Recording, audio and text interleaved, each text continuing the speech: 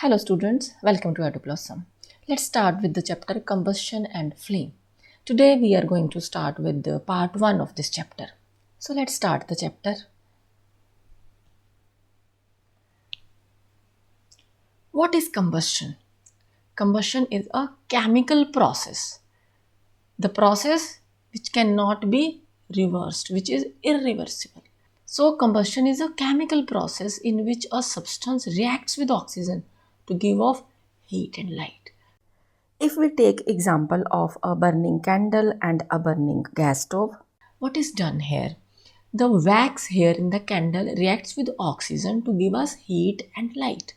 Similarly, this gas stove is attached with the LPG cylinder. So LPG gas reaches here in the gas stove through a pipe. So here in the gas stoves, LPG reacts with oxygen and produces heat and light. And the process of combustion is a chemical process. It cannot be reversed. For example, if you burn a candle, so as long as it will keep burning, the wax will be consumed. Once the wax is burned, it is converted into carbon dioxide. Now this wax can't be reproduced. Similarly, once the LPG is used, it cannot be reversed.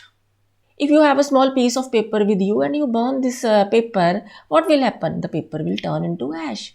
Now you can't make the paper out of ash because the chemical processes are not reversible. So combustion is a chemical process which cannot be reversed. And what happens here in this process?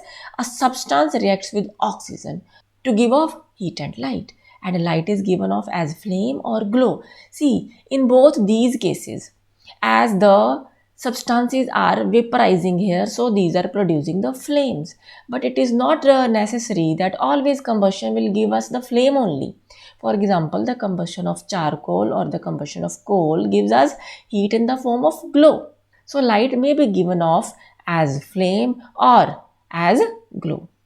And the substances which undergo combustion are known as combustible substances. It means all the types of fuels are combustible. So whether the petrol or diesel or kerosene, all the kinds of fuels are combustible. That's why they undergo combustion. Combustion is a chemical process which cannot be reversed, and combustible substance reacts with oxygen to give off heat and light. What are fuels? The substances which upon combustion produce a usable amount of energy are called fuels. So all the combustible substances which give us energy which can be used, those are known as fuels. For example, diesel, petrol. So diesel and petrol are used in different automobiles or in the vehicles, and these are used as fuels. So the energy which is derived from the combustion of diesel and petrol helps in running our automobiles, in the functioning of our automobiles. Similarly, LPG, liquefied petroleum gas. You need to remember the full form of LPG. We will repeatedly use this term in this lesson, so it will help you to learn it.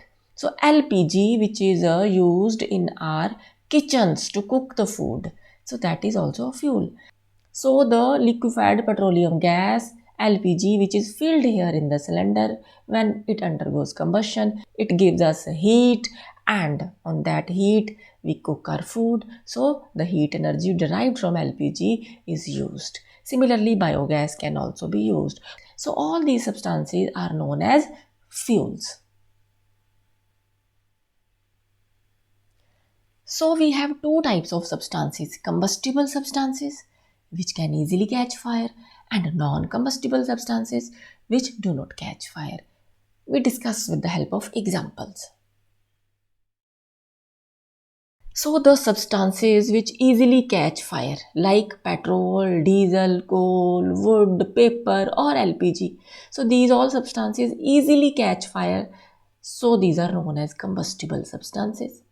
But the substances like water, sand, stones, iron nails, glass, which do not catch fire, are known as non-combustible substances. Let's discuss about the essential conditions for combustion. So what are three essential conditions for combustion? First, combustible substance must be present. And then oxygen supply, and oxygen comes from air. It means air supply is a must. And ignition temperature, the minimum temperature required for a combustible substance to catch fire. So these three conditions are the essential conditions for combustion. If any one of these three conditions is not fulfilled, then the combustion will stop. And this is the reason why we use the criteria of these three essentialities to stop and control fire also. So let's perform this activity to show that air is required for combustion. So here in this activity, we will use three experimental setups, setup A, B and C. So in experimental setup A, we will take a lighted candle on and we will fix it on a table. And then we'll place two wooden sticks along the sides of the candle and we'll keep a chimney over the candle in such a way that this chimney rests over the wooden sticks. So there is always a gap from the bottom from where the air can enter inside. So what are our observations in this experimental setup? We observe that the flame of the candle burns unaffected. So why the candle keeps on burning? Because the fresh air keeps coming from the bottom. So the oxygen in the air present here is used in the process of combustion. And when most of the oxygen from this air is consumed and this air gets heated up, so this heated air being lighter escapes outside from here, and from the bottom again the fresh air replaces it, and this fresh air brings oxygen with it. So because of the continuous supply of fresh air from the bottom, this candle keeps on burning unaffected. Let's come to the experimental setup B now. What we are going to do here, we'll keep a burning candle here on the table and then we'll keep a chimney over the candle, and this chimney will rest over the table. So there is no gap on the bottom side through which the air can enter inside. So what is our observation here? The flame of the candle flickers and gives smoke. So what happens? The fresh air doesn't enter from the bottom side. So the oxygen in the air present here is used up. And because of the deficiency of the oxygen, slowly and slowly the flame of this candle flickers and gives smoke. Let's come to the experimental setup C now. Here also we will keep a lighted candle on the table and then we'll place a chimney over the candle. And this chimney is kept on the table. So from the bottom side the air supply is cut off. And then on the top of this chimney we place a glass plate. So this way the supply of air from the top is also cut off. So in this experimental setup, the whole air supply is cut off from the bottom as well as from the top. So what is our observation in this case? The flame flickers off. So in a very short span of time, the flame flickers off. Why? Because the air supply is cut off. So by this activity, we can show that air is required for combustion. You can do this simple activity in your home also. But if you want to perform this activity, please perform it under the supervision of your elders. Take one iron plate and place a piece of burning wood or burning charcoal on this iron plate and cover it with the glass jar. So as you cover it with the glass jar, the air supply is cut off. And because the air supply is cut off, we'll observe that the charcoal or the coal or a burning piece of wood starts giving smoke. And then it stops burning. So the combustion stops. So why it stops burning? Because the air supply is cut off. So by this activity also we can show that air is required for combustion. Similarly, we can stop the fire by cutting off the air supply in this case also. For example, if clothes of a person catch fire, what we do, we just wrap the blanket around the person, and when the air supply is cut off, the combustion stops, so the fire is controlled. So here in this case, we are using the criteria of three essentiality to stop the fire. Because even if one condition is not fulfilled, the combustion will stop. So here, if we cut off the air supply, combustion stops. Let's perform this activity to show that different substances catch fire at different temperatures. Take a piece of paper and bring a burning matchstick near this piece of paper. What do we observe? We observe that paper starts burning when a burning matchstick is brought near it. So as the matchstick is brought near this piece of paper, immediately this paper starts burning. It catches fire. Because paper needs very low temperature to catch fire.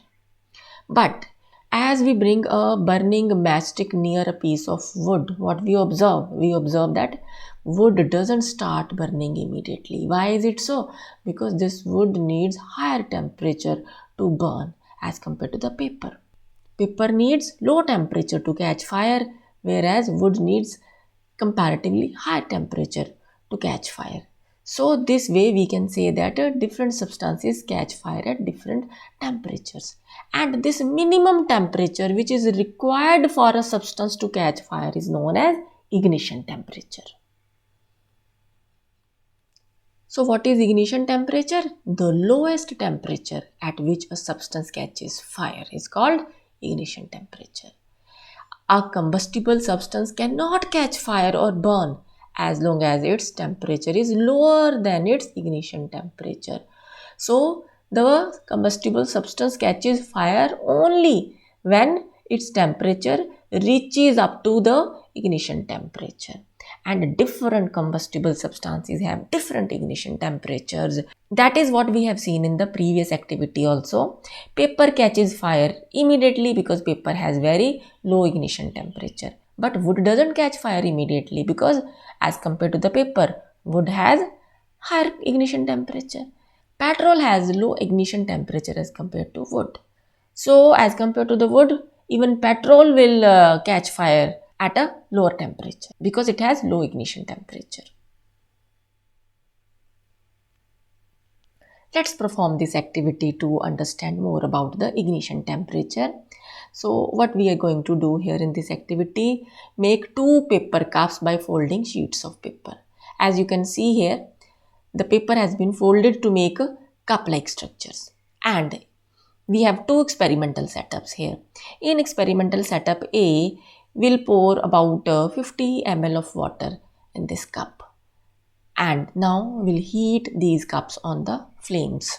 In experimental setup B, the paper cup which is without water, as it is heated over the flame, it immediately catches fire and it starts burning. Why? Because the paper has very low ignition temperature. So it catches fire very easily. But what happens in experimental setup A, as water is filled here inside this paper cup. So when we heat this paper cup on the candle flame, it doesn't catch fire. Why it doesn't burn? Because the heat which is supplied to the paper cup is transferred to the water inside. And this process by which the heat is transferred from paper to water is known as conduction. And in the presence of water, ignition temperature of paper is not reached, so it doesn't burn. So this is an activity which shows that a substance will burn only when its ignition temperature is reached. You might have heard about inflammable substances also. These substances have very low ignition temperature and can easily catch fire with the flame. For example, petrol, alcohol, LPG, these have very low ignition temperature. So these are known as inflammable substances. You might have seen some tankers on the roads carrying petrol or diesel when these tankers supply petrol and diesels to the petrol pumps. So on those tankers, it is written highly inflammable. Why is it written so? Because those tankers contain petrol or diesel which have very low ignition temperature. So these can catch fire very easily. So that's why these are known as inflammable substances. With this, first part of our chapter combustion and flames is over. Now let's proceed with second part in the next video. Thank you so much.